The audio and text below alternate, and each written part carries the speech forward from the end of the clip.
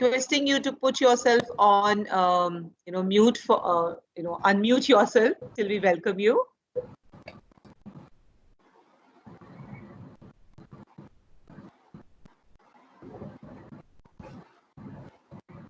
So what we'll do is, we will begin this session with a small introduction about today's event and the format we are going to take.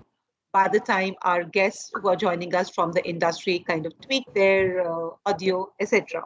So firstly, my name is Anubha. I represent the Shiv Nada University, and me and my team look after the career services for the university.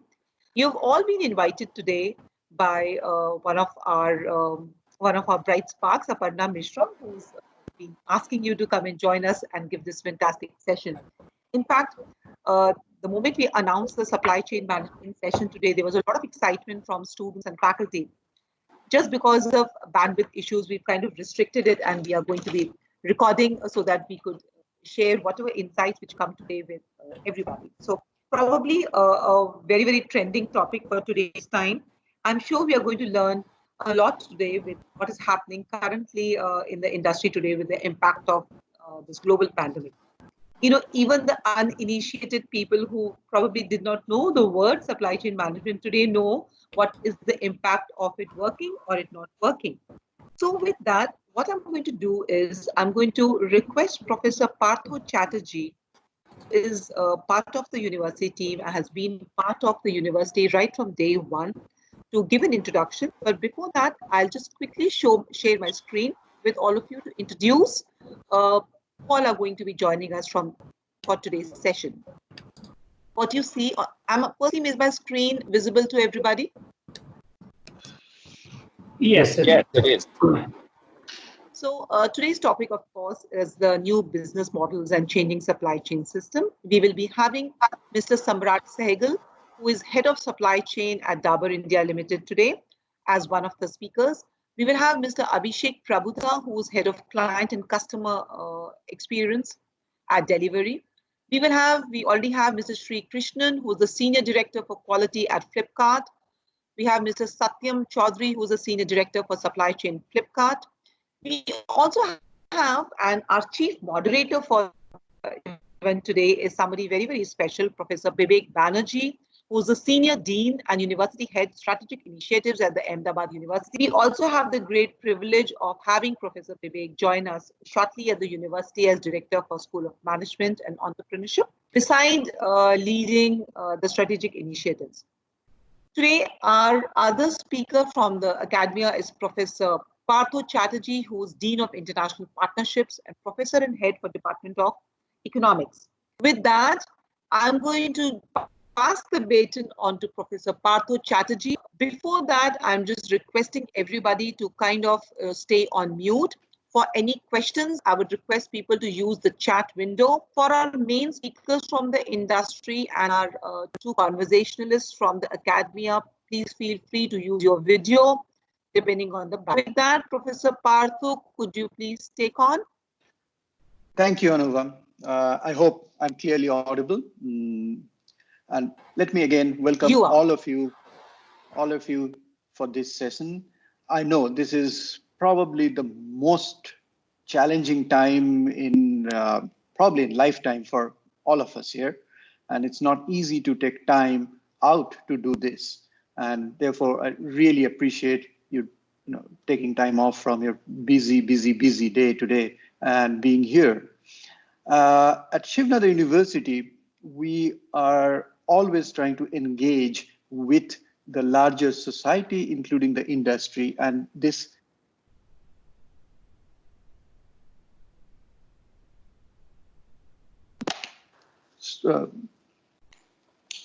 let me start by talking a little bit about Shiv Nada University, and then we will dive into the discussion shortly afterwards, right?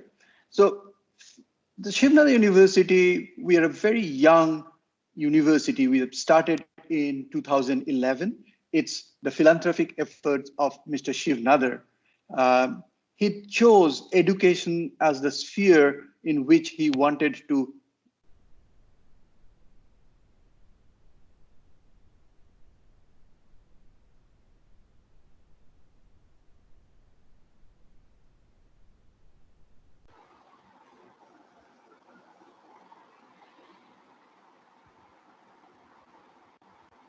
Can't hear Partho anymore.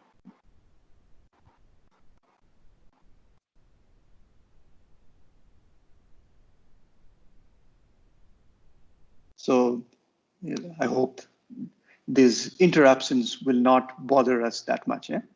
So Mr. Shivnadar has several initiatives in the sphere of education, and it's all under the roof of the Shivnadar Foundation. The vision that Mr. Nadar had and some of us shared with him at the very beginning, and now it's a shared dream of all of us here at Shivnadar University, is to build a comprehensive research university that is well known across the globe. It's a multidisciplinary, student-focused university, and our objective is to disseminate knowledge and produce knowledge, and in some sense, integrate teaching and research, which has been lacking in India for a while, right? So we have all kinds of disciplines. We have School of Management and Entrepreneurship, we have School of Engineering, we have School of Social Sciences and Humanities, School of Natural Sciences, and also a School of Extended and Executive Education. We get students from all across the country and some from outside the country. All our programs are credit-based, and typically students spend 4 years. So that means a student, even in a physics program or an economics program, they would spend 4 years in the university, because we felt the kind of depth and the kind of breadth that we wanted in this university was not achievable otherwise. Now, we have been always engaged with a larger community, as I mentioned, and part of that is our partners in the university, in the industries across the country and the globe. And today, we wanted to share with you and converse with you some of the challenges that all of us are thinking about and facing, right? Supply chain, of course, is something that bothers us all across. Even in education, we are worried about a variety of things. In economics, I'm a macroeconomist, so I'll come from that perspective throughout these discussions. In economics, we tend to call banking and finance as the plumbing of the economy, right? Where we do not necessarily bother about banking unless there's a crisis. In that sense, supply chain is like our electric wiring in the houses that we live in. Again, something that is vital and critical, but has been hidden beneath what in India we call as concealed wiring, right? Now, suddenly, the world is waking up, and even all of the companies, all of it is waking up to this new, I wouldn't say new, this wiring that's lying underneath and plowing the economy through, that what's going to happen to that, right? That in that sense, the visibility of supply chain, and I guess we'll come to that discussion about visibility, because that's one big thing that's been talked about now, the visibility of the supply chain, that has become much more and apparent, right? So today, I think it's a great opportunity for our students, our alumni, our faculty members, and the larger community around to learn and understand the perspective from you who are industry leaders in this. With that, I will hand over to Professor Vivek Banerjee to take this forward. He will be the one who will be coordinating the conversations today. But let me very briefly introduce Professor Vivek Banerjee. Anuva has done it a little bit, but a little more might be in order. So Professor Vivek Banerjee is currently the Senior Dean of Strategic Initiatives at Ahmedabad University. But in probably about a week's time, he will be at Shivnadar University. We are eagerly looking at him joining at the School of Management and Entrepreneurship and a variety of other roles. He has been a professor of marketing and economics at IIM Ahmedabad, where he has chaired and led the marketing area. He's also co-founded the Center for Research in Retailing. So, you are in very good company with him. He's created also the IIMA's collaboration with Duke University in the area of executive education. Professor Banerjee thereafter was also the Director General of Institute of Management Technology, where he led the whole group of IMTs and IMT Ghaziabad. And IMT Ghaziabad became the 4th business school to secure AACSB business accreditation.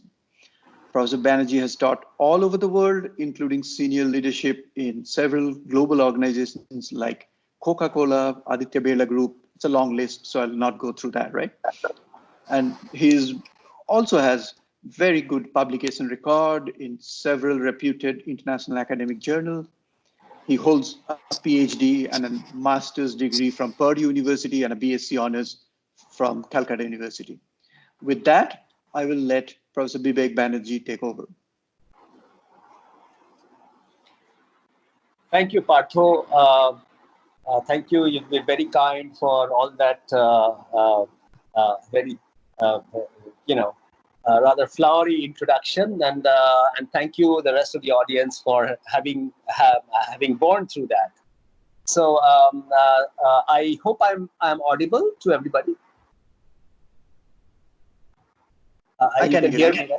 Okay, great. So once again, thank you for being with us this morning. Thank you, Anubha, for organizing this. I think it is a very opportune moment.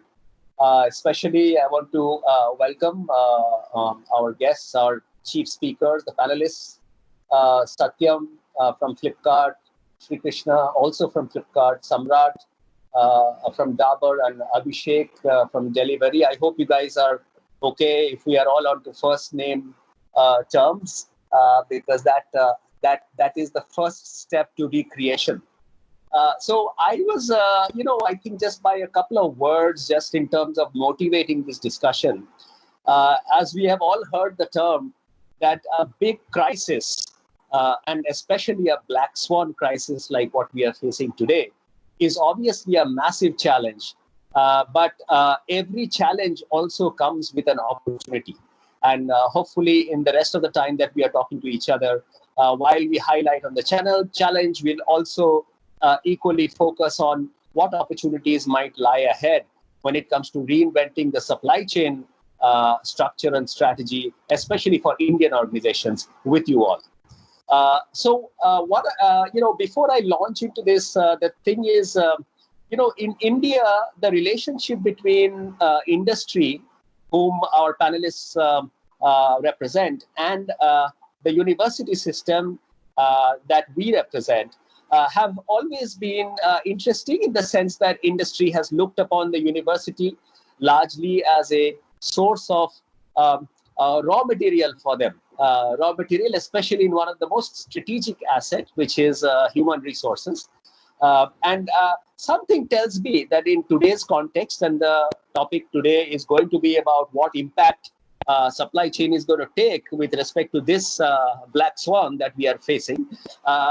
Something tells me that never before in our probably living history, we have a chance for the university and the industry to come together to actually co-create and reimagine what is going to be the 21st century post-COVID, or probably with COVID supply chain strategy.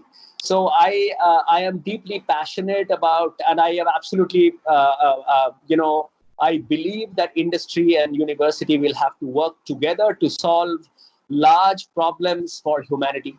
And I think, to me, it is a great, in the days of today's challenge, it probably is also an opportunity for us to look at strategies for redeveloping the supply chain, perhaps in collaboration. And once again, in that context is today's conversation. So thank you all for making time to attend this. Okay, so I am just going to speak for 2 more minutes before and then take over the role of being a mediator. By way of a few opening comments, I want to share with you something that Philip Kotler, we don't, Philip Kotler, he's the czar of marketing, one of the most progressive social thinker. We all know Philip Kotler. and he put out an article a few days ago. And I would like to sort of come out of, I look at the bottom line of that article and sort of share with you and then turn the mic over to you. So what he says in the article is when the COVID crisis is over, capitalism would have moved to a new stage. Consumers will be more thoughtful about what they consume and how much they consume. And following that, he gives out a few prognoses. And he says that these are the potential developments that we are looking ahead of us. That some of the weaker companies and brands and product categories will potentially vanish. Consumers will have to find reliable and satisfactory replacements for the needs that used to be met by such brands and products. The coronavirus makes us aware of how fragile our health is. So the whole aspect of everything and anything that is connected to health, what we eat, how we eat it, where we eat, what do we do before we eat, etc., or what's after is going to take a significant shift. We are obviously at these times shocked by the inadequacy of our health systems, and we are already seeing the great human cost that is taking. So we need to figure out ways to stay out of hospitals and live our lives differently.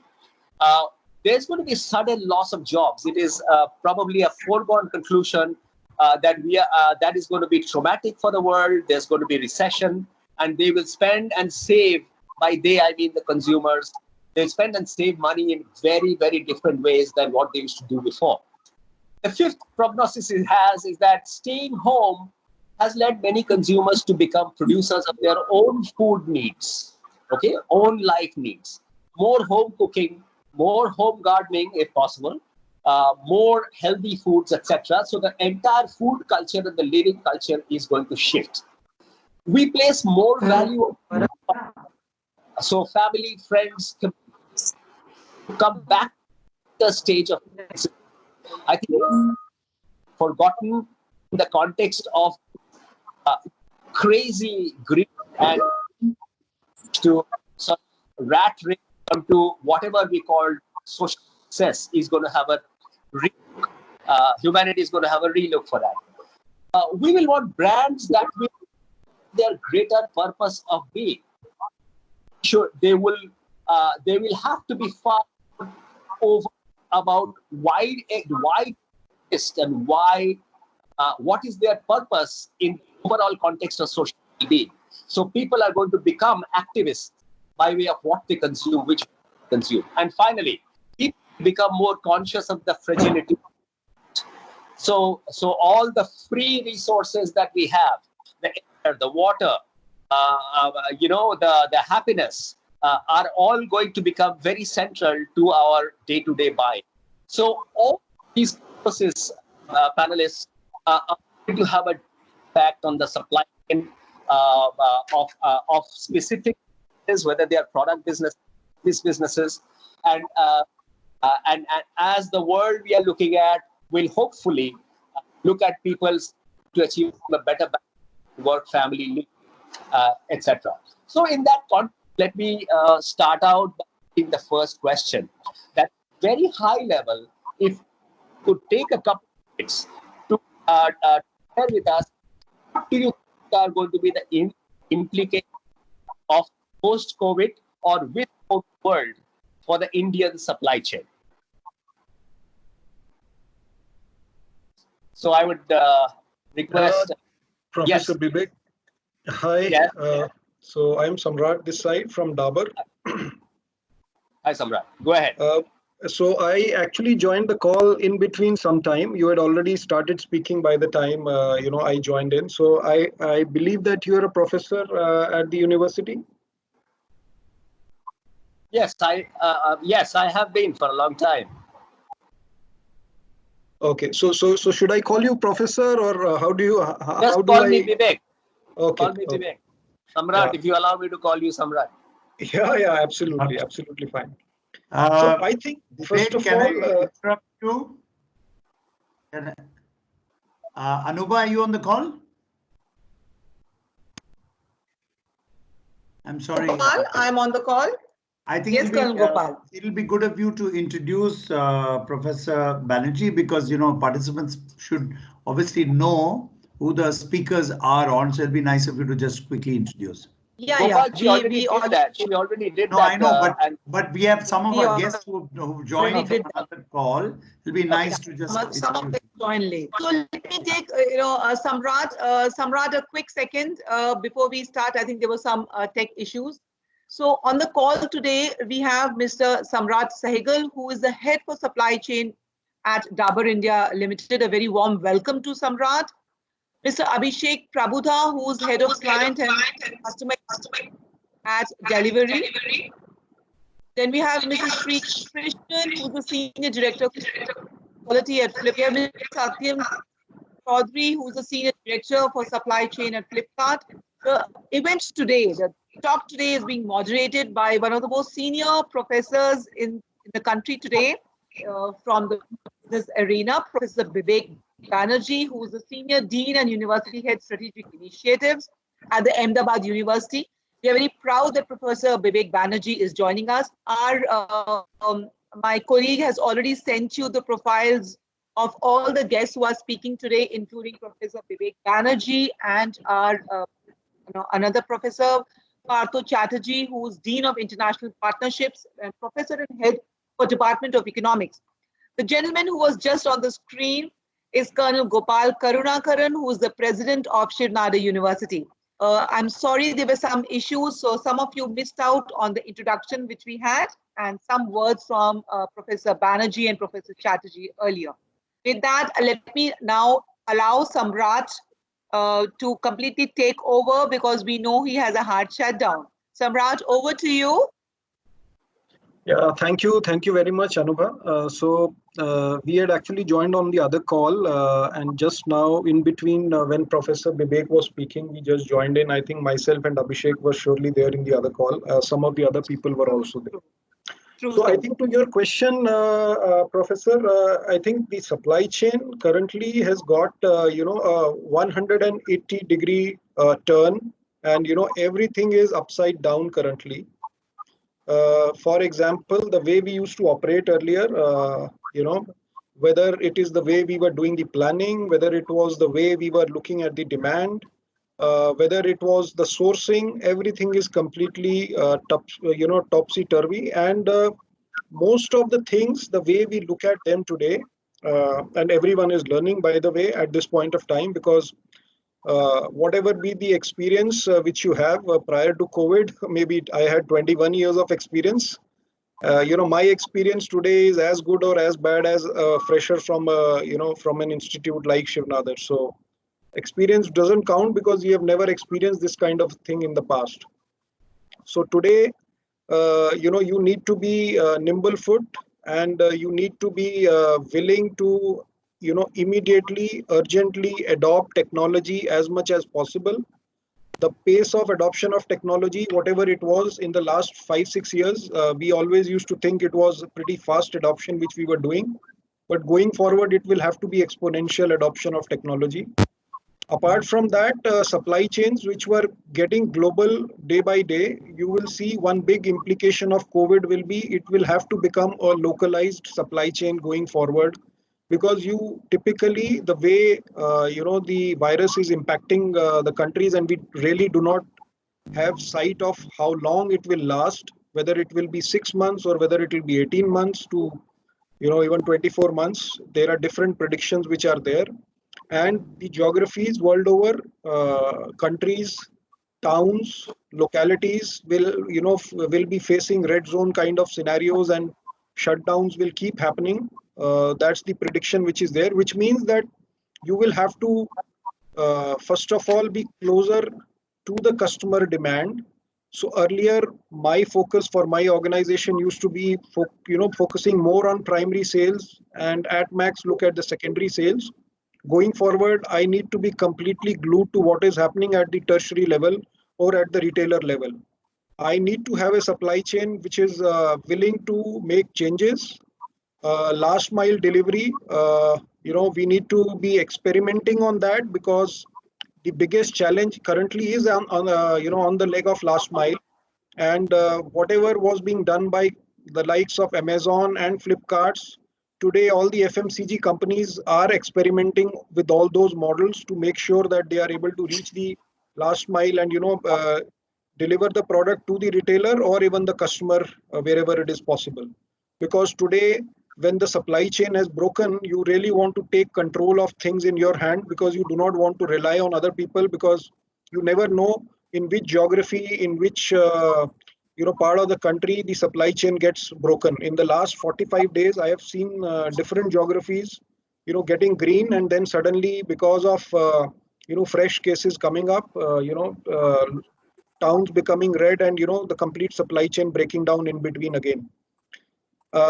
Sourcing point of view, a lot of dependence was there, for example, on China. Going forward, one is the implication of COVID itself, and then you may also feel some restrictions coming on some countries who probably are not behaving or whose behavior is not completely clear whether it was with all good intention or not. You can expect that your dependence on those countries will have to be reduced, which means companies will have to become more indigenized or localized in their sourcing.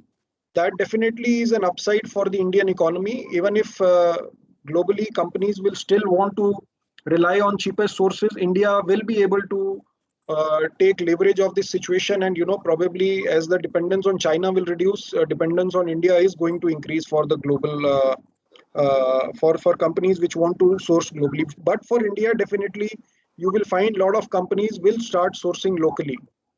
So a lot of action on that count also. So broadly speaking, everything is going through a phase where almost everything is turning 180 degrees. That's the way I look at it. Superb. So thanks, Samrat, and sorry about the confusion about joining one call with another. And I think you have given a comprehensive kind of an overview of the points that's going to affect all of us. May I request Sri Krishnan or Satyam from Flipkart to chip in at this point? Yes, Professor. This is Sri Krishnan.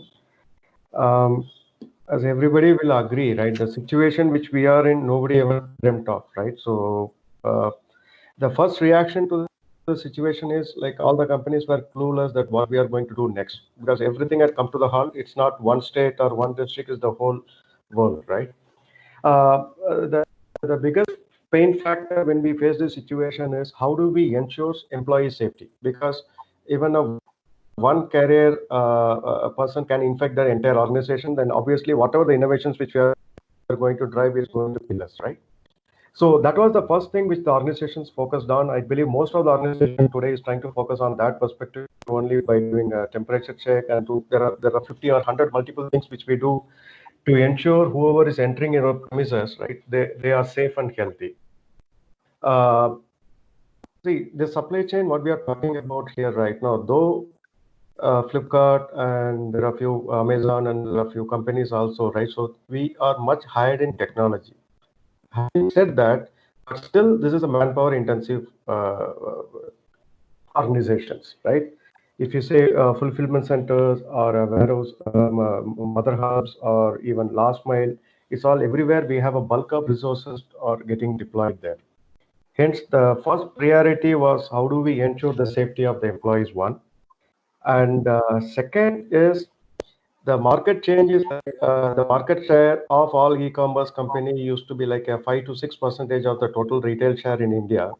Suddenly that 6% has become 70%, because 70% people started expecting that they are going to, the products are going to come to their house. So today what I see is happening is everybody is trying to become a e-commerce with whatever the technology they have. But the problem what they are facing is, one is the precision, right? The minute you say e-commerce, the minute you say supply chain, the supply chain which is in the past is very different from the supply chain we have today when the e-commerce have come in. Today, what people are expecting is a product has to be delivered on the precise time. Timing is very, very critical for us, right? When we say the timing is very, very critical, and especially in the COVID situation, still people don't expect that like they can guarantee on X day and that can get delivered in a Y, which is much higher, or it's very uncertain, that people are not ready. And to solve that, there are lots and lots of dependencies, right? But that dependencies are actually helping us to be much more innovative. We could say that there are a lot of initiatives which we are trying to do right now, which in the past, which we never thought of trying to experiment that. For example, if you see, the groceries has been delivered like Big Basket and all, is more of a city focused deliveries, right? Now we started delivering at the regular supply chain, right? Where how I can ensure a grocery from Bangalore can reach some other city also in a very short time. And one more thing is the de-skilling of the workforce, right? So the other biggest problem, as I said, it's a manpower intensive industry. The workforces, most of the workforces, because these are blue collar jobs, right? They are gone back to the native. So the available resources are very minuscule at this point of time. And in this situation, when we do not have a opportunity to train them in a classroom kind of thing, how do we de-skill the entire process through technology is the other biggest challenge. So let's say, for example, if people says 15 to 20 days to get trained in a process, right? So we are trying to get it like how we can train them in 5 hours. Within 5 hours, they should be operations ready, or they should be a process ready person, right? For that, if you see, we started training, right? So we are actually moved away from a classroom to a virtual with a 90% accuracy, more than 90% accuracy. That is also getting done, right? So this, what I see that is definitely the world is going to change. It's not going to be the same after the COVID situation is over, because as you rightly said, everybody is going to be more safe. They are going to ask questions, and the kind of products they are buying, there will be questions. Why do I have to buy all those products? On the selections, and everything will change. Definitely is going to change for sure. But the way I see that is the last 2 months of the learning is even the industries are changing. The way we deliver is actually getting transformed. For example, so far the inventory placement, the way every company operates is, we used to think that my inventory has to be placed in a warehouse, and from warehouse it goes to the customers, and mostly, right? Now with that, my selection goes down a lot. Now the way things are happening is every kirana, right? Because the kind of people need much more selection, and they want the products to be much more faster than what is happening in the past. So one thing is going to happen for sure is every shop in the country is going to be a warehouse for some or other internet platforms. And the world is moving towards that for sure. Maybe in the 6 months or 1 year down the line, we can see a lot of transformation is going to happen on that front.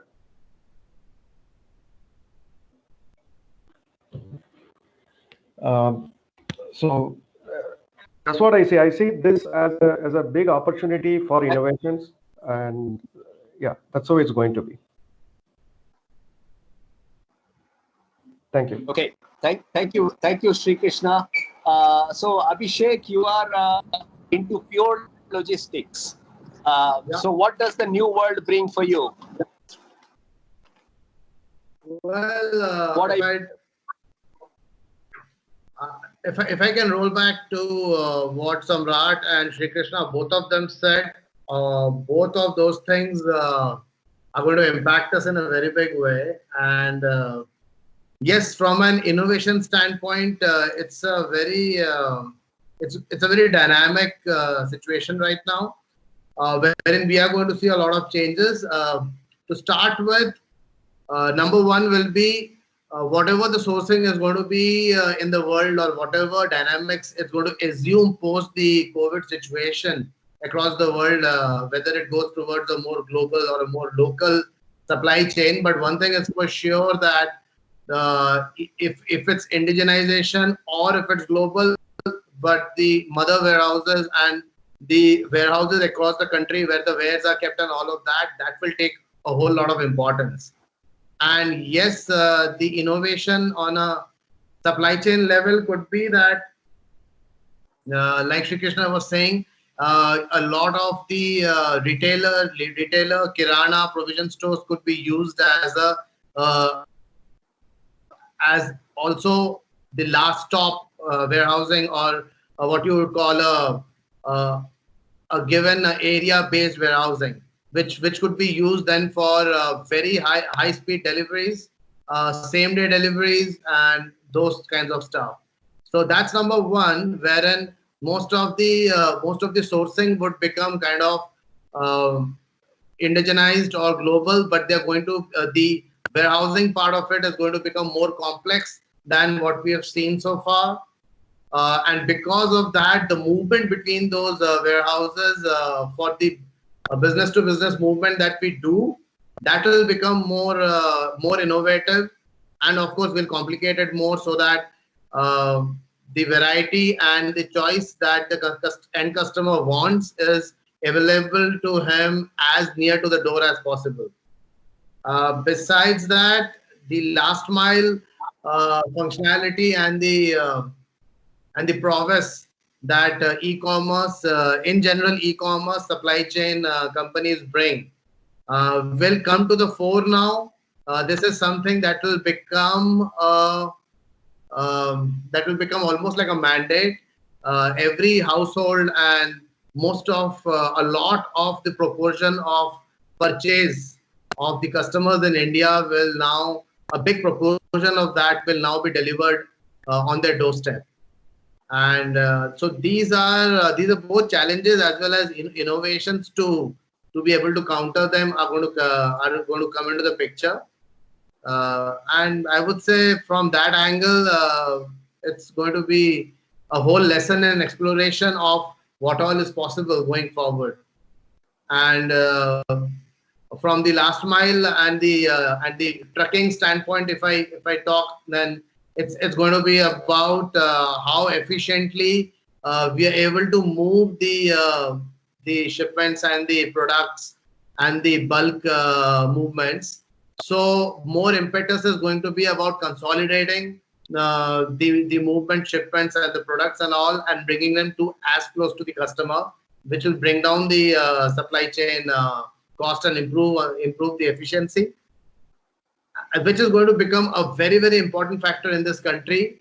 As I'm sure all of you are aware, from an efficiency standpoint, India does not rank very well at the top. So we have a lot that we can gain in terms of making our supply chain more efficient, in which we have been liaising with the government and the infrastructure for quite a long time. I think from a policy standpoint, we are going to make a lot of headway there post the COVID situation. We'll have a very good year from the government, because it will become more like a mandate in order to change the shopping and the purchase practices of the end customer. That's one and a very important point. And the number 2 point is a lot of niche supply chain which are not so well organized yet, like the cold chain and the temperature sensitive movements is also going to become a call of the day, because more and more product ranges and catalog items which belong to that category is now going to be needed to be not only transported but also preserved and stored well. So these are the couple of things that's happening, and we're looking at. Besides the technology, which I would say that while the Indian scenario has been always on the forefront, because we've been a good country that way when it came to service industry and adopting new technologies. I think that would be more about new development and new innovation that can be brought in there. But that's also going to be the third very important point of what technologies can we bring in. But thanks to Flipkart, Amazon, and a plethora of companies that have already pioneered and have gone a long way with e-commerce, will normally be the way that the other companies will also want to adopt in terms of hyper-local delivery, which is typically also going to result in same-day delivery. So those are the kinds of options that the end customer is now going to get. And we are very hopeful that the government and the other infrastructure influencing bodies are going to give us more of an ear to make this supply chain of the country more efficient. And GST is going to help. Well, that's thanks, Abhishek. That was a very comprehensive look at things. I know Satyam hasn't spoken. Satyam, are you there? Hi, Professor. Okay. I think just taking off, maybe I'll help ask you to address a slightly different related topic that, in the business schools or in the management schools over the past several decades, we have been teaching supply chain optimization, correct? We have been in economic quantity coming models like lean chain, just in time, continuous replacement, Kanban, etc., etc. A large driver for all of this has been cost efficiency, right? So I really I best, sort of like a forecasting system gives me just about lead time to serve the customer. From your conversations that schools will have to work with industry players to actually reinvent the curriculum as well. Given that all that constraints that I've been hearing, I think a lot of these theories may have to be reinvented. Would you like to comment on that? Sure. I mean, the curriculum has been basically in the past been focused on what industry has been focusing on, which is the chase towards efficiency, right? Because efficiency is what markets have rewarded in the past. And we all are victims of recency effect, right? We all armies prepare for all the generals prepare for the last wars.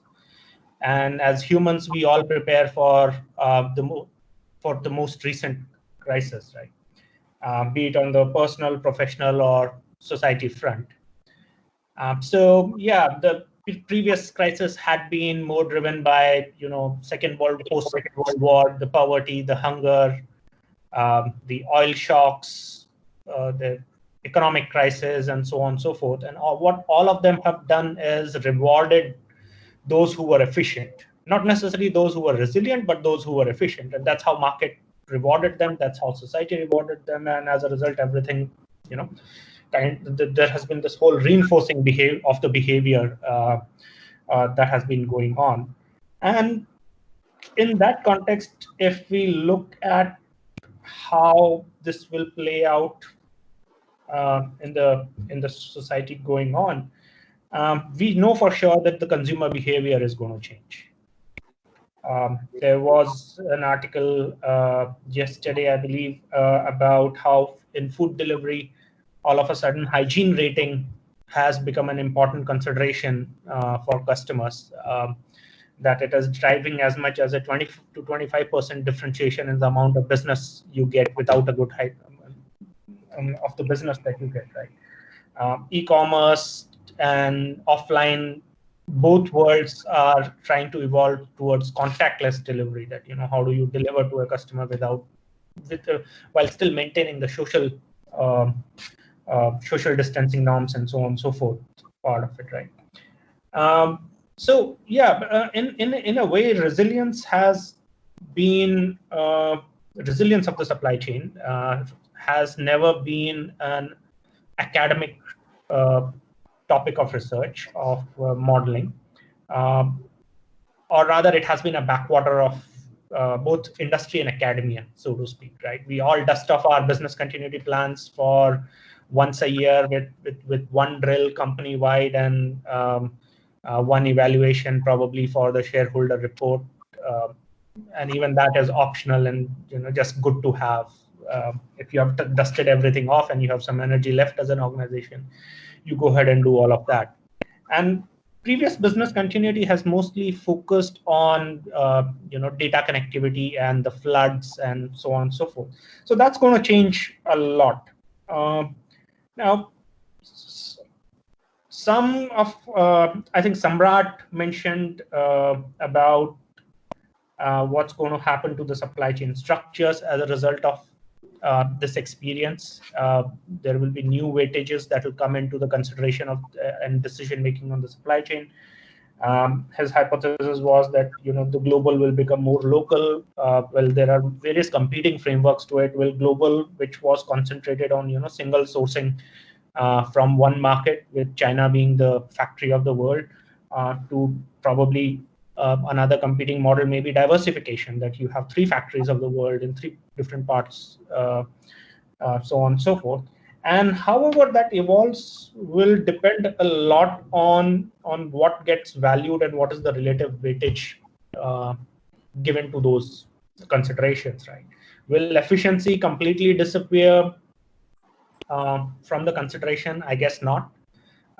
We don't even know how to how to price in resilience of the supply chain into the stock market. So the rewarding behavior is rewarding that behavior is still going to need to evolve. How do you measure that? How do you reward that behavior when you're doing that?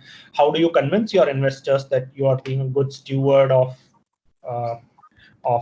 their invested capital while trying to serve the society at large, right? How do you convince society and government that the markets are behaving in a prudent manner and that they are valuing the things that society values in turn, for that matter?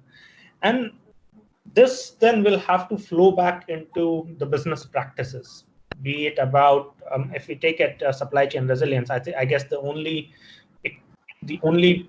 place where we have traditionally seen that being used in practice on a day-to-day practice is just the safety stock calculation. Right? Yeah. And the safety stock calculations don't take into account the black swan events. Now let's step back a little, right? There can be 2 scenarios that can evolve from here on.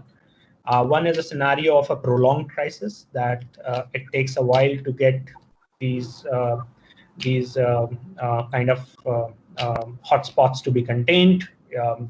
People are already talking about second flare-ups and the third flare-ups, wave 2 and wave 3 of the infections, and so on and so forth. So if it is going to be a prolonged one, then the scenario will play out very, very differently. That means it has to be considered as a risk that has to be factored on a daily decision-making part of it. On the other hand, if 2 years from now or a year from now, we look at it more as a black swan event, just like 2008 has been called as a black swan event, right? Nobody expects that crisis to unfold the same way, so to speak. Then in that case, we need to find frameworks and methodologies on how to incorporate these kind of black swan events into our frameworks, into our decision-making structures, and into our curriculums of study, so to speak. And how will we bring that into practice in the organizations like the ones that we represent at this forum? So it will be interesting to see which of the 2 directions we end up taking as a consensus as we come out of this crisis. Thanks, Abhishek. I think I think all of your points that you made very thoughtful. Sorry, Abhishek was the speaker before me, I guess. Satyam. Oh, I'm sorry. Satyam. Sorry, that is Satyam. Sorry, Satyam. Excuse me for the. Professor Bibika, I want to remind you that we have a lot of questions coming in on the chat screen also for our guests and you. Okay, so would you? How do I see the chat? You can just go to chat screen. You'll be able to see the questions coming in. But before that, let's just have a short discussion among ourselves about the points that was raised here, and let's get to the questions from the audience, right? I would think.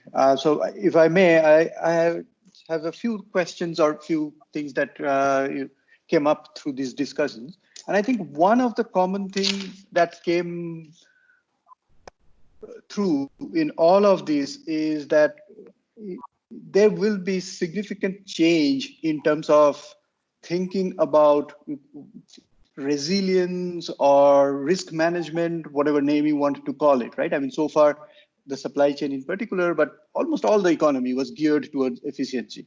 And we have been just rewarding efficiency and trying to kind of ensure that we get to a point where it is most efficient. But now this trade-off between efficiency and risk has come to the fore. And where the last point that Satya made was whether it's a black swan event or whether it's a long-run crisis, that will change how we deal with it for sure.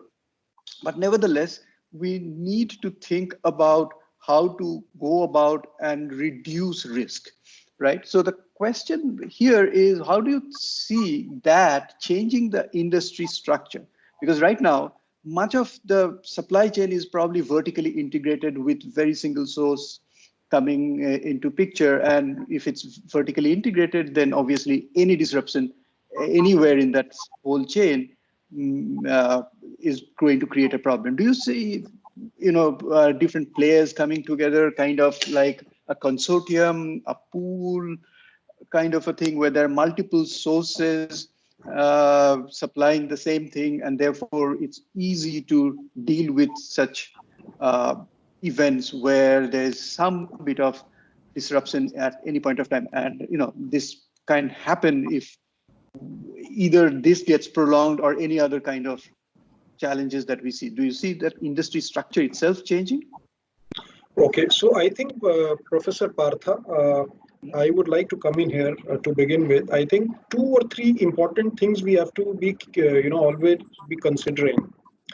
First of all, let us look at the efficiency driving behavior of an organization. Why typically companies would like to drive efficiency?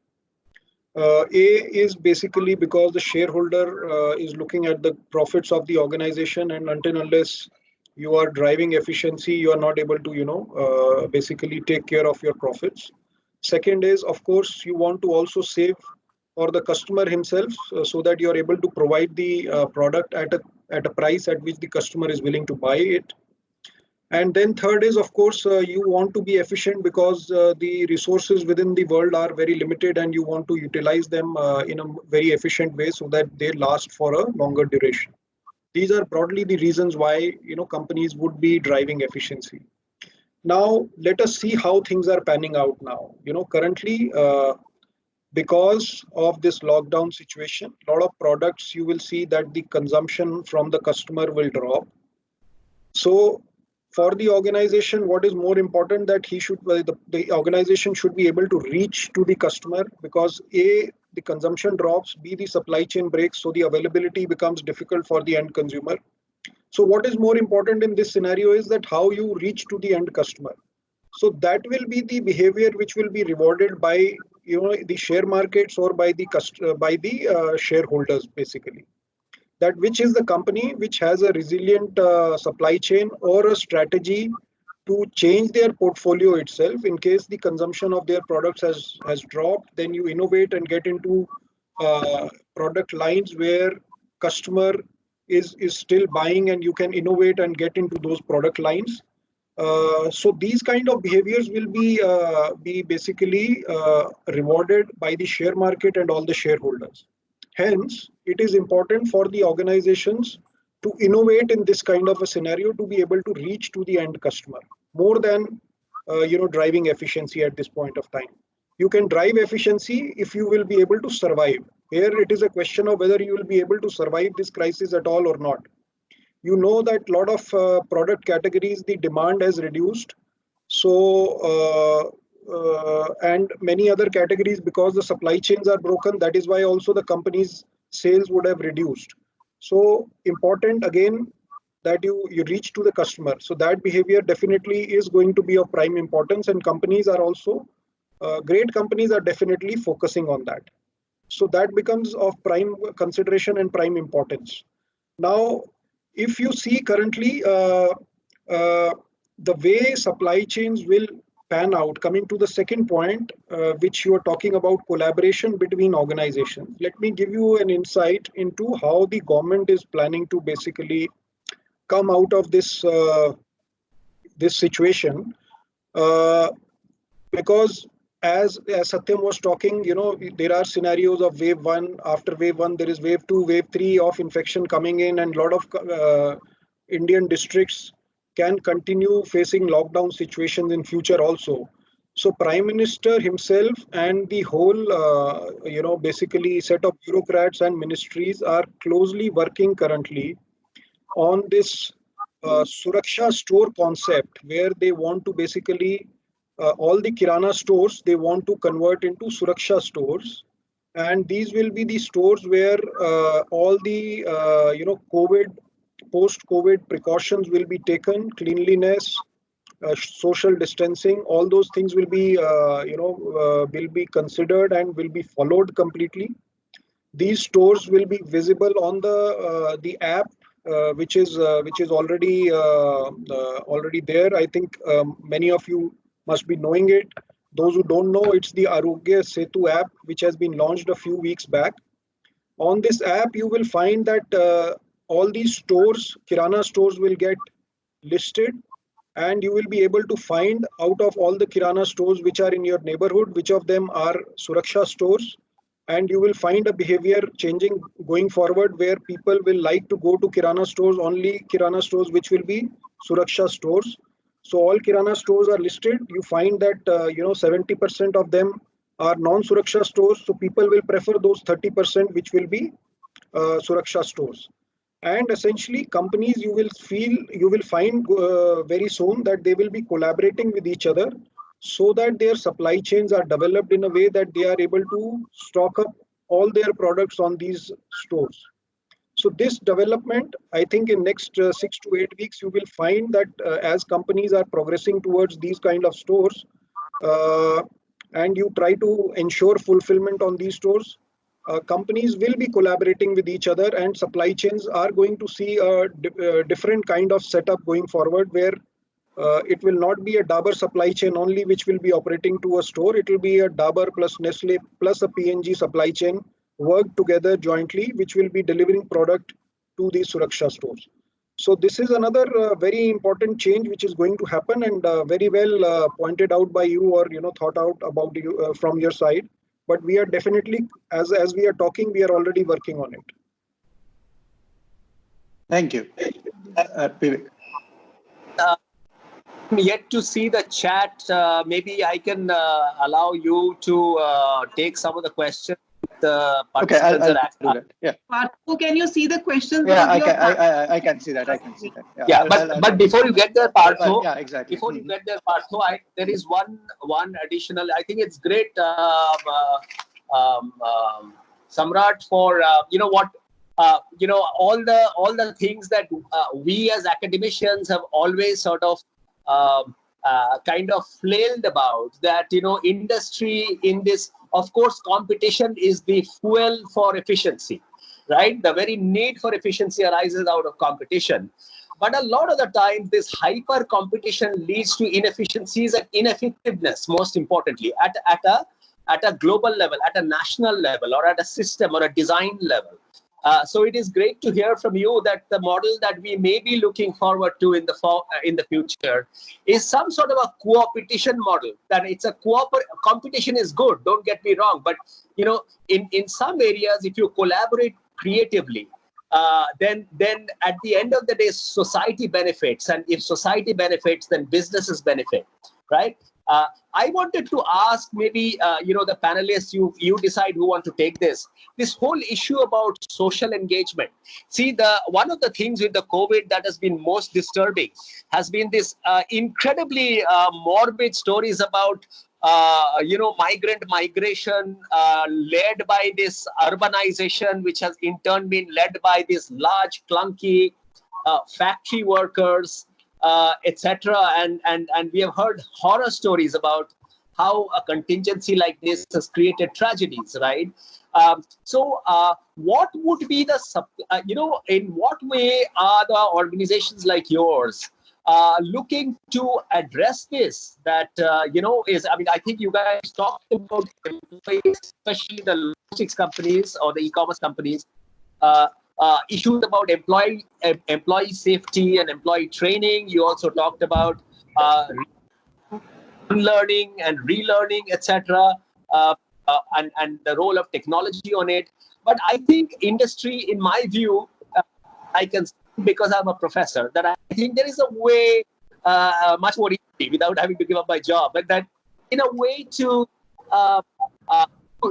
think about this social engagement in a much more strategic way, and not just at CSR or something like that, right? I mean, in the sense, the fact that when you're talking about a resilient supply chain, you're also talking about urbanization issues, infrastructure issues, living condition issues, poverty issues, wage issues, in a manner that makes you more resilient than the others. So I one of you to comment on this. Well, I can take a stab at it. This is Satyam here. Professor, your question is more about the social contract, right? Social contract of the industry with the society in general, because in the crises like these, one of the biggest challenges is loss of income, and that loss of income brings a lot of cascading follow-on effects, right? And those follow-on effects in turn resonate as multiple other issues in the society. I think the latest was a report by ILO with a grim prediction that a large number of Indian families who had just come out of poverty may be pushed back into poverty during this crisis. Right now, there are steps that private employers and organizations are taking on their own, be it about providing the health insurance, extending the health insurance covers, income protection plans, and so on and so forth. Of course, besides the education, training, and everything, right? As well as, of course, some models, economic models, as a result of changes in the society, are going to rebound and grow faster than the others, as is with every structural shakeup in the economy. But then so that's one element of the whole consideration. The other element of the consideration is as an industry consortium or as an industry group, what can be done to improve the social contract, right? On one hand, we have examples like Europe, where the social contract of the industry as a group with the society is pretty strong, especially in places like Scandinavia and Germany. On the other hand, we have models like United States, where it's little more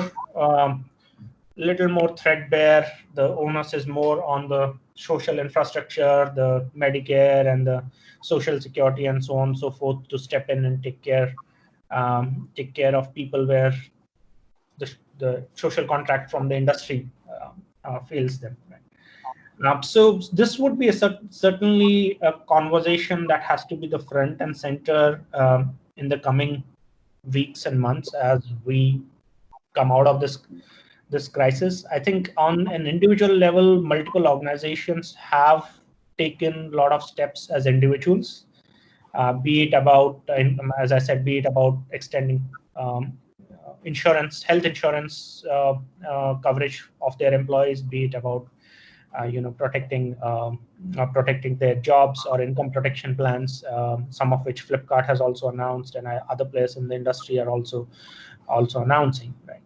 But those are still individual initiatives. I mean, none of these companies contribute than a minuscule percentage of the overall economy. And for these initiatives to be significantly broad-based enough to have a measurable positive impact on the society as we come out of this crisis, I think that conversation is yet to happen. Of course, there are priorities, right? First, you put out the fire, and then you talk about building fireproof buildings. First priority has to be putting out this fire.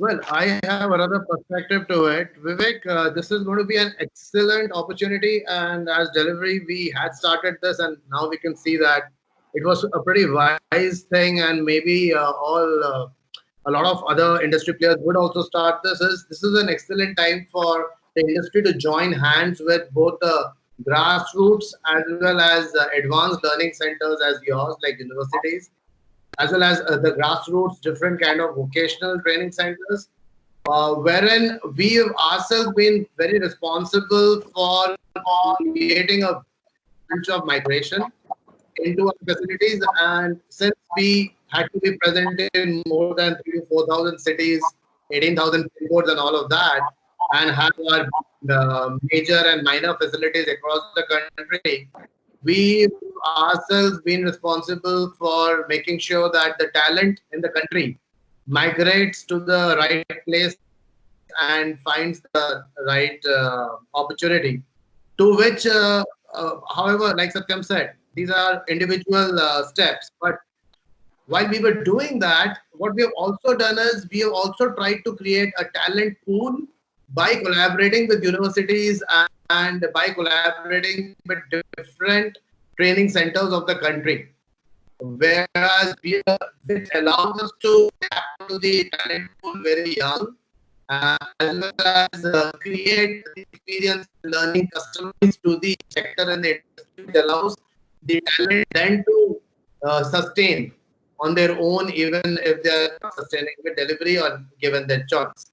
So this, alongside the other facilities that we afford to the migrants that we created and who are even now not in a problem, initiatives like those where industry has to come together, mostly the supply chain, because we have a very good role to play here, because we seem to have opportunities across the country in areas where probably a lot of talent isn't available. So we are pretty much responsible for creating an amount of migration.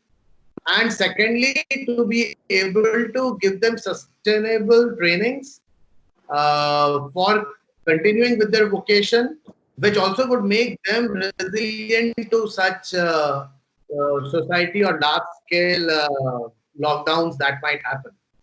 Hence, I could see that while in our country, and you were right, we had morbid stories of migrant workers, but the industries that they hailed from, be it construction or be it some of the others, will have to come together and be a little bit more responsible to the migration that they are creating by giving opportunities which will always be there. How to help that migration to sustain itself when a large scale problem or a large scale issue like this at a society level comes into the fore. And government has been like never before wanting to listen to all such initiatives right now. You mean they are wanting to listen? That's my take on it. Okay. Yes. So, Professor, I have a hard stop. I have another meeting which is starting now at 1:15. Really appreciate your accommodation, Samrat. I would let you go with a set of comments, and we'll continue. Yeah, sure. First of all, it is a pleasure talking to you and listening to the Academia also, along with the industry team here. It's a real pleasure and great participating also on this forum. I think there are a couple of questions which I see on the screen, which yes. I would like to, take some of them. I saw yes. two questions which were there. One was on, technology adoption. So I think rural definitely is a challenge for everyone currently, but I also see an opportunity here because there are a few companies who already have a rural network, and companies like Reliance and BSNL and some of the other companies have actually strapped the country, all the geographies of the country with their network, whether it is the physical network or whether it is the, the 4G, 5G network which is there. So network per se is not a challenge. In India, platform like WhatsApp, India is the biggest country for them, more than about 40 crore users. And developing these platforms through companies like Reliance Jio and some of the other companies which are innovating in a big way, you will very fast find that there will be new platforms which will be able to integrate rural and not the normal platforms which are available, but you will find these Facebook and WhatsApp platforms which will be very soon integrating the country in a different way, where technology and information flow will become even more easier and user friendly for people. So I think that is something which I foresee is going to happen going forward. I think there was another question on just a moment.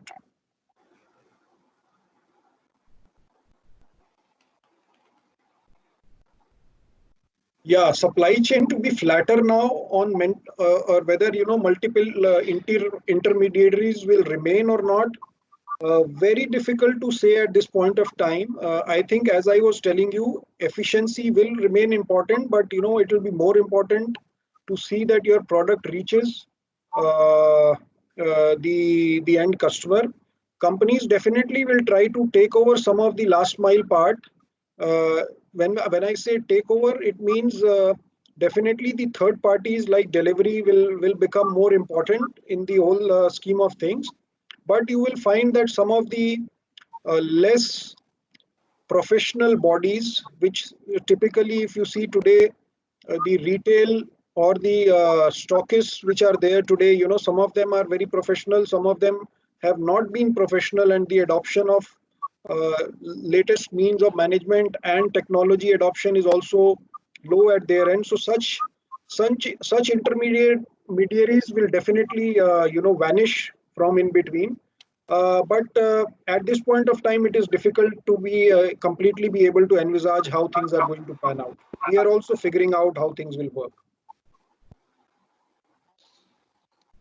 Yeah, so I think these were a couple of questions which I saw. Thanks a lot again, Professor and Professor Partha, Professor Bibek, and everyone else on the panel, and the team which was organizing, Anubha and Aparna, everyone. Thank you very much.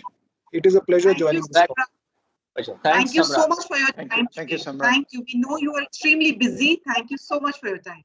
No, not at all. Of course, everyone is busy, and supply chain has become a little bit more important than it was earlier. So, thank you. But before, just if I could take if I could take 2 minutes of your time, just so that all the panels are there, to say something that that is very critical at this stage. And what I took away from largely all of your very, very insightful contribution is that this is a time to rethink some of our experiences, right? We talked about efficiency, we talked about effectiveness, we talked about social technology. Of the prognosis is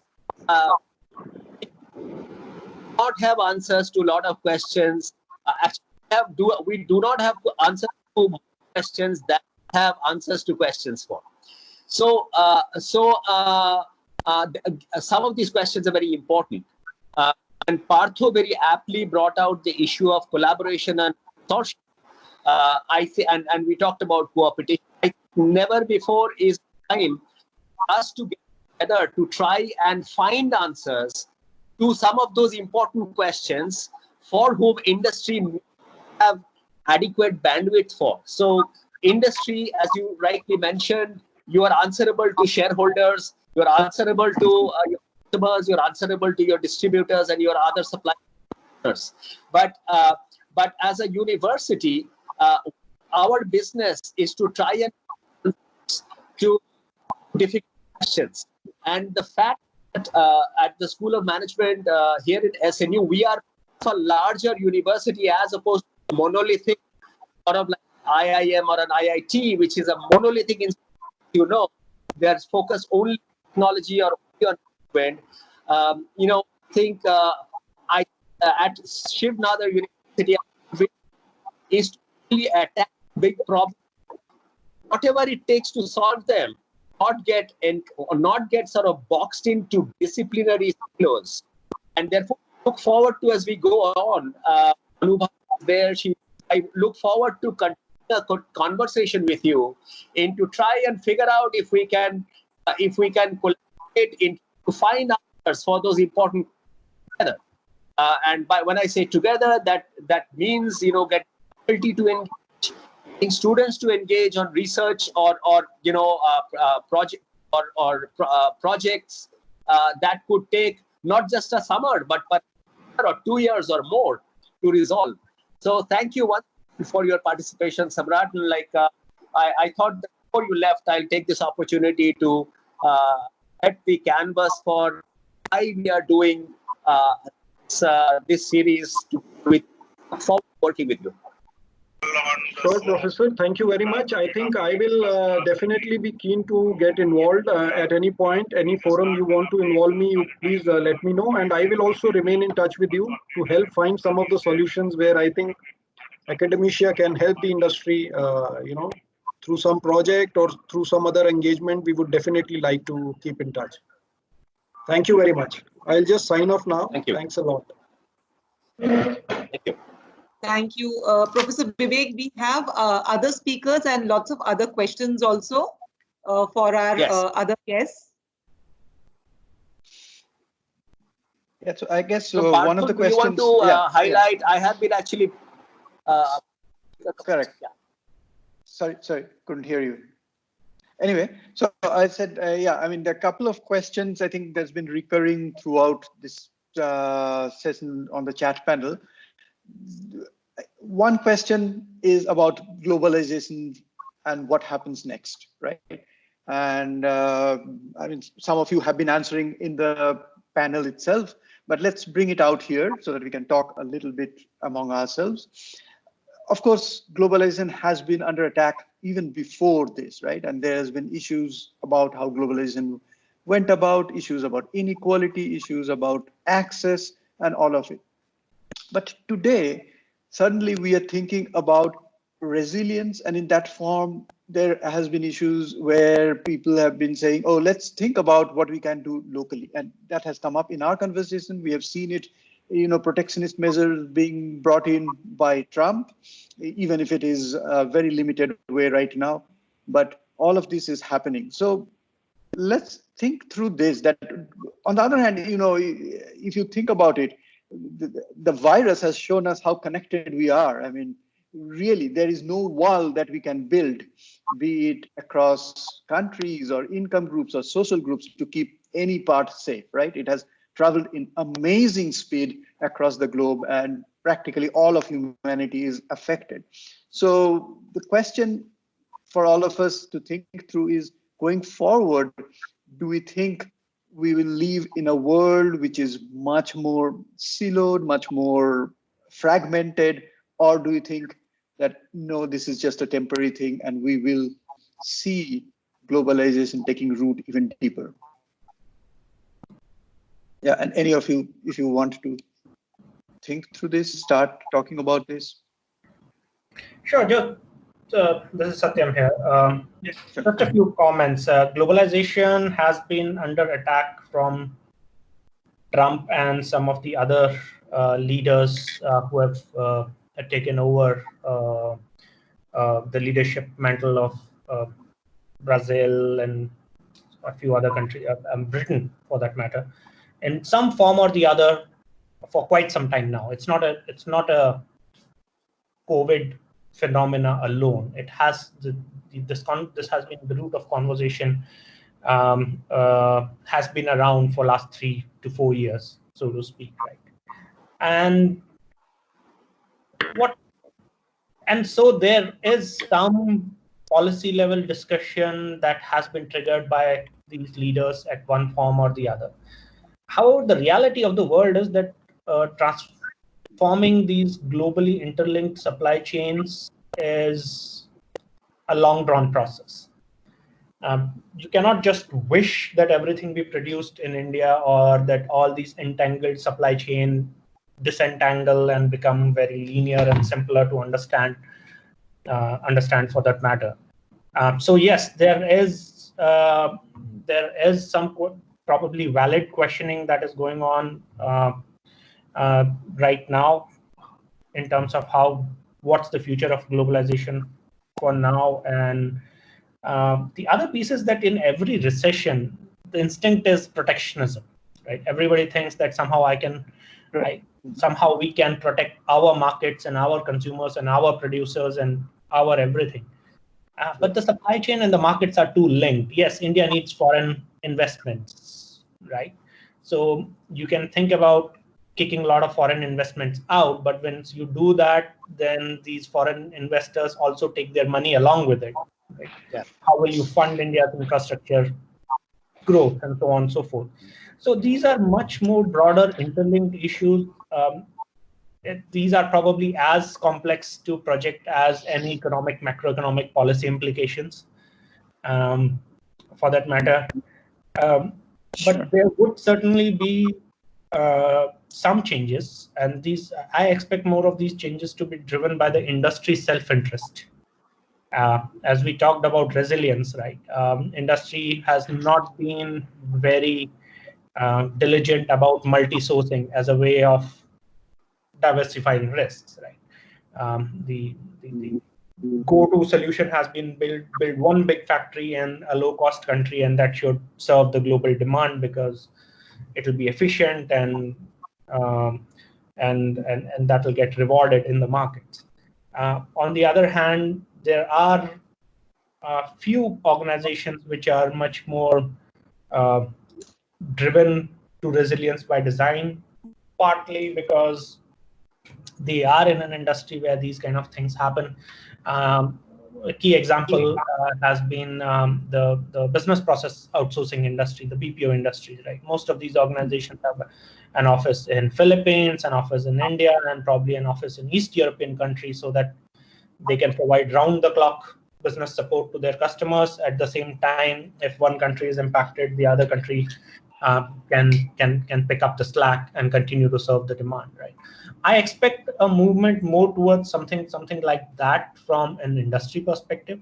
Of course, since we are staring at a recession, protectionist policies will raise up, will be put on table as an alternative to globalization. I mean, that's it says in behavioral psychology, the easiest way to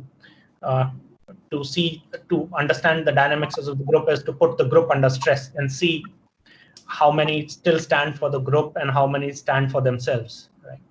And so this is the stress that we are going through. It will be interesting to see how our political and socio-economic discourse treats this. Of course, if you look at some of the commentary that is coming out about holding certain behavior accountable and so on and so forth, I treat that more as I would consider that more as an agenda for foreign policy shaping rather than economic policy. Right? It's driven by more foreign policy than economic policy in the end. Thank you. To add to that, Abhishek here. To add to that, I would say that fragmentation is definitely on the sourcing. I think this crisis has forced all the major supply chain based sourcing organizations to think about a more resilient solution, if we may that. And being a supply chain sector, the way I see it is have to be more, there will be more consolidation that will happen at a global supply chain point of view. Meaning we have the major supply chain players who connect to the countries globally play a much bigger role. And because that would mean that a lot of the other sources from where manufacturing or other productions would happen, which are not happening today, a lot of that is also because of supply chain issues or supply chain not being as efficient. Globally, Therefore, I would say that even that will come in. Globally, we'll have to have a very far-reaching supply chain. Like, for example, India will have to be very, very well connected with all the 3 or 4 different ways that we do to be able to tap into the more lucrative areas and countries where globalization would add more value, and protectionism will not become so much of a policy that we'll have to embark upon, because we'll have the amount of fragmentation that we require in our society. And this is more or less, I guess, all the major consumer countries of the world are thinking. And when I say that, I will talk about the Asian subcontinent, it's India, the European subcontinent, it's the United States. That's more or less going to be on the cards. The protectionist policies are going to go on till these supply chain innovation do not happen. That's going to be the shelf life of the protectionist policies. But that's going to be, I guess, the two-step process that the government is going to adapt. Is going to, in the short term, make protectionist measures. However, push the industry to more fragmented sourcing. And the sectors that adopt and are very nimble at going on this particular path will be the ones that will see the protectionist policies come off and will flourish quicker and will come back quicker.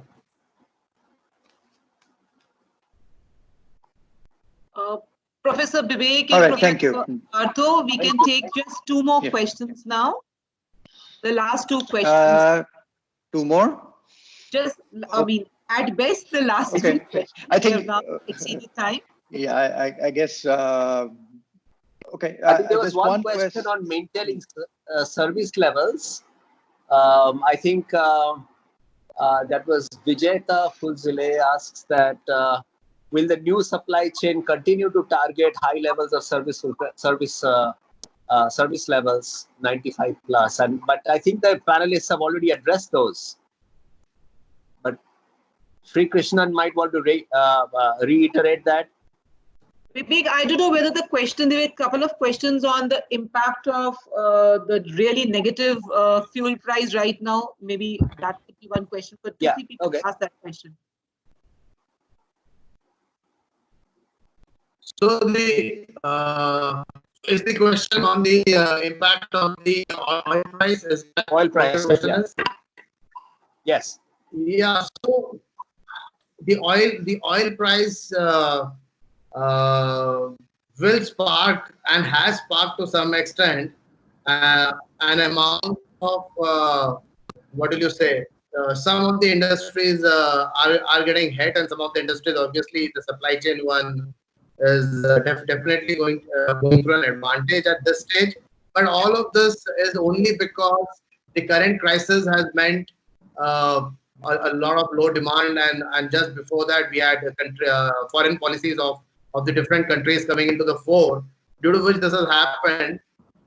But if the oil price fall and the oil prices are stable and they stay low, then obviously this allows the supply chain companies to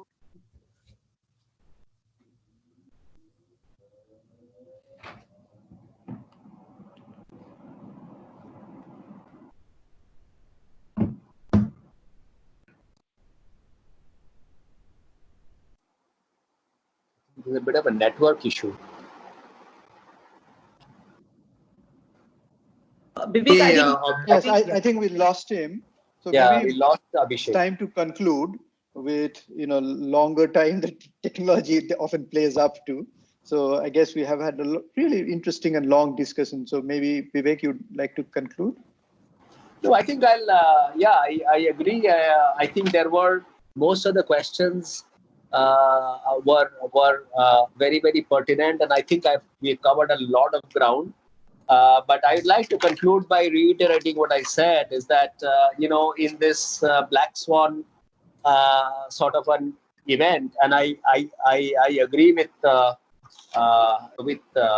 Satyam that probably this is a bigger black swan. This is a blacker swan than the one that showed up in 2008. I think a lot of the old wisdom will get re-examined. Of course, as somebody said, that experience, which is historical data, certainly tells us where we have come from, but it doesn't always herald where we are headed, and also it only leaves a trail along the path that we are actually taken. It doesn't show us the path that we could have otherwise taken. So what I'm trying to say is that I think going forward, innovation will take precedence over experience. So therefore, innovation doesn't have a vacuum.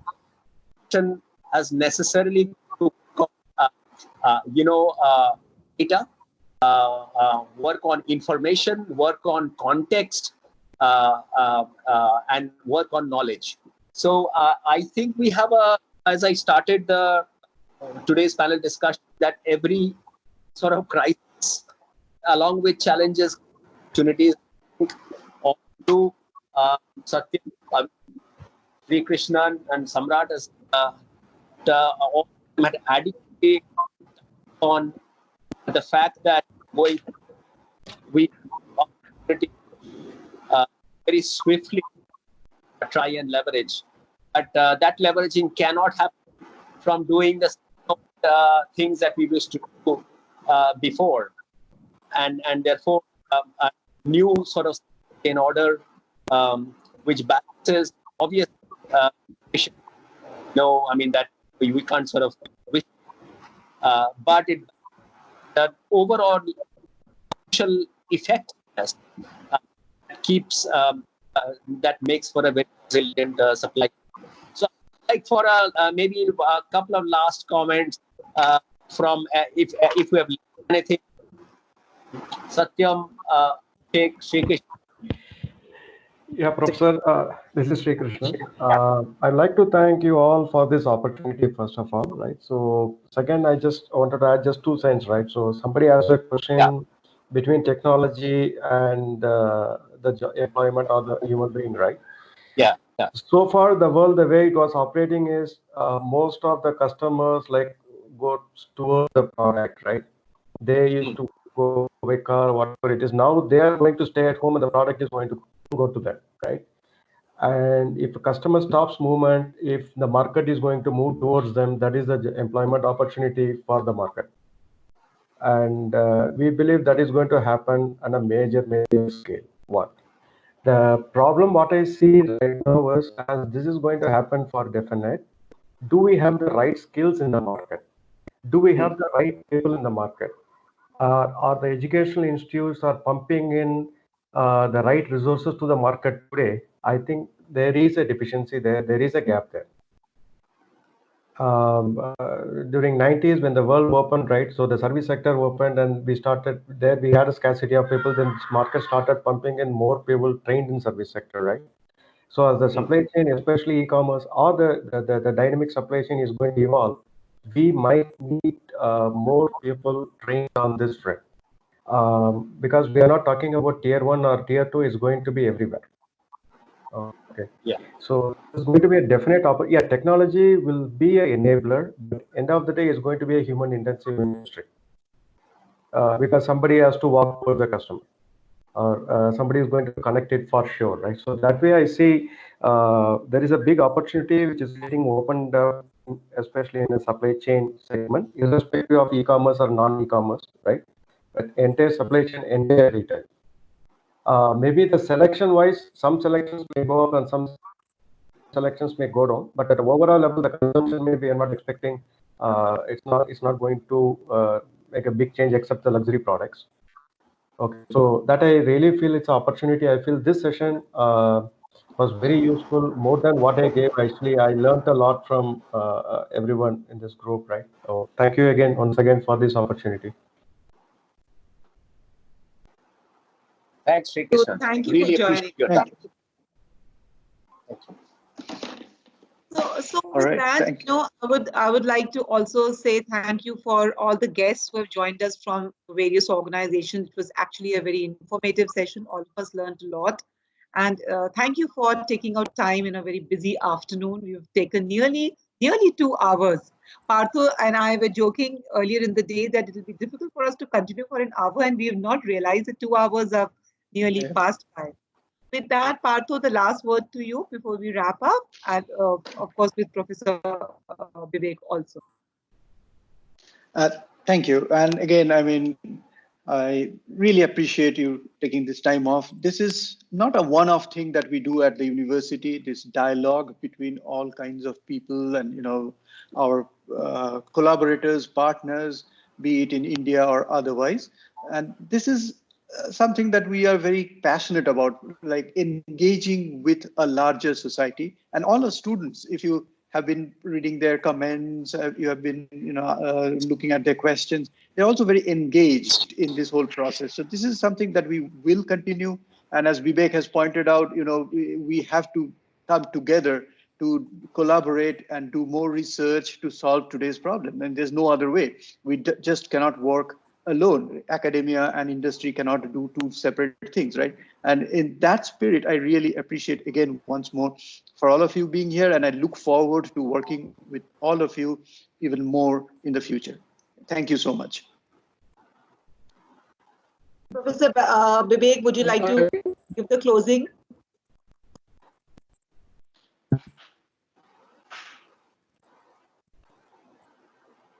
I think, okay, thank you very much. I will close once again by saying that I really appreciate all of us, Abhishek, Sri Krishna and Satyam, taking your time off. We understand because we are also running a university from home and how stressful working from home can be. So we really appreciate you taking time off this afternoon to share. It's really heartening to know that, you know, you all are really at the cutting edge of innovation and, you know, thinking on your feet, thinking far ahead upon challenges that directly impact human lives, whether they are your customers or they are your employees or they are your vendors.